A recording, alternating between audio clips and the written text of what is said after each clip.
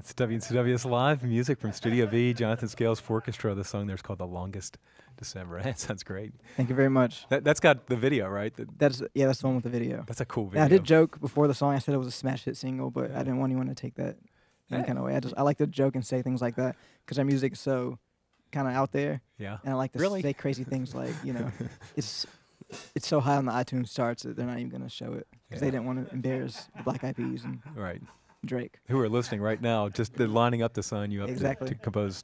I like to say ridiculous things like that. Yeah. But the video is available on your website and out there. It is available on website and YouTube. And your web address is? It's www.johnscales.com. Okay. Jon Scales. Yeah. That's the real way to spell John. Okay. With no H. Don't tell our videographer that. It's Jonathan Scales and the Fourchestra. The show in Bristol, Tennessee. If you're heading that way this evening, is at Machiavelli's, and then in Asheville at the Great Eagle tomorrow on the bill with Casey Dreesen. Is it the first time you played with Casey? Was that at Merlefest a year ago? That was not the first time. That's not the first time.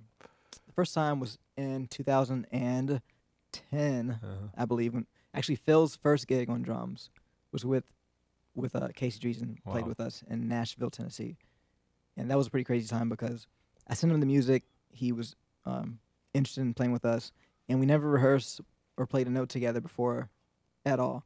And then he gets on the stage, and we just hit like one of our hardest tunes, and he was on it. Yeah. And it was awesome. When you get to play with someone like that, does he turn over stuff in the music that you hadn't heard? Yeah, definitely. You know, especially we played the tune Pangrass, which we're actually going to play later in this session. But you know, it was cool to have the fiddle on that tune, and Casey's amazing in general. Right. So. But you did a year ago, not this past Merlefest, but the one before that. That was kind of like your introduction to the world at large with Casey, I guess. Well, I'd been working with Casey a bunch, you know, in different ways, but that was a time where Casey was kind of showcasing me a little bit and like bringing me in. You know, a lot of times I play with Casey, we're actually bringing him to play with us a lot of times, and that was one of the times where Merlefest was one of the times where he brought me in last year to play on the Midnight Jam randomly, and then from there, that's kind of where we got our start to play Merlefest this past year. You're back again this past one too, right? Yeah. In the Midnight Jam and whatnot. Yeah. All right. It's Jonathan Scales who's playing on the steel pans. You want to? It's an unusual enough instrument to a lot of listeners. You want to talk about it just for a second? The instrument you're playing. Describe it. Yeah, I'll talk about it for a little bit. It's a. If you haven't seen the steel drums, basically they're 55-gallon barrels, or they used to be. I was gonna say. They're basically made out of 55-gallon barrels, where the maker cuts them, heats it up, sinks it down in a bowl shape, and then etches out notes within the drum that he can later tune to make up the notes like you have on a piano, basically. So there's little like flat surfaces. Yeah, there's little raised indentions inside the metal And bowl. those are giving you different pitches. Different pitches, yeah. Right. Yeah. Play a couple of notes and let them hear. All right.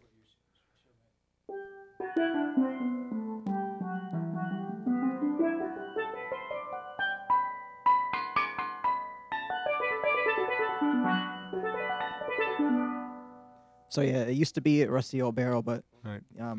Basically, to make a long story short about the history, back in the 1940s in Trinidad, it was under colonial rule, and the rulers didn't want the natives to communicate with each other. All the slaves they brought up from Africa, and they didn't want everybody to really communicate with each other. So eventually, they banned instruments. You couldn't have any kind of instrument. So, they had drums and all these things that they brought over that was part of their culture at the time that were just completely banned under colonial rule. And so they just began picking up any random pieces of metal or anything like that they could beat on. And that's pretty much the start of where the steel drum was formed. Yeah. Someone did that with a biscuit tin, made, one or two notes on it to go back and forth. And then eventually someone came up with the idea of, let's try this with a 55-gallon barrel and see what happens. This really makes some noise. Huh? Yeah, and also let's try to, get as many notes on it as we can so we can kind of, in a way, they're trying to legitimize their art form by trying to mimic Western music. So that was a big push to, to get all the notes that you can get on the violin or a piano. And at that time, they actually played a lot of classical things on the steel drums just to kind of show that, this is legitimate. Have you gotten a chance to go down to the islands and play? Yeah, I've been to Trinidad a couple times. Yeah. Are people playing steel drums down there, or is that it's still real popular? Well, I wouldn't say it was popular down there, but a lot of people are really used to it because it's been around for a while. Yeah. So it's not much of a shock anymore. But it's I say it's still part of the culture, but they have a big thing called Panorama every year that happens before Carnival, Right. and that's the main time that you hear steel drums. Right. But yeah, it's still going on for sure. A couple things that just occur to me. One is that it reminds, like, probably half the people listening when they were little tiny kids, they sat in the kitchen and banged on the pots and pans. There's some element of that to it. This high art form. Also, they're so beautiful to look at. I mean, there's a layer of chrome that is over the old barrel. Yeah. So they are. And it's nice polished up, and they catch reflections. And every time you turn your head, it's new little. It's just visually very striking. I bet you hook in people. Do you? That's what it all is, really. It's not. We kind of just hook them with the shininess, and then we just play whatever. Yeah. So it kind of works out. Just play. Yeah, it's our little trick. It really is. Don't cool tell though. anybody. This is our personal conversation between me and you. That's right. Now. No one's listening. A couple people.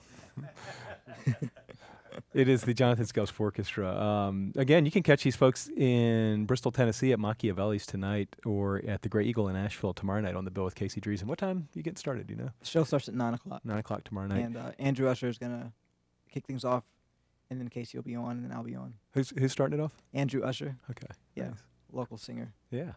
All right. We get another song, I think. What's next? Yes, this is a tune. It's a new one called Contortionist Ballet. It's a very strange name.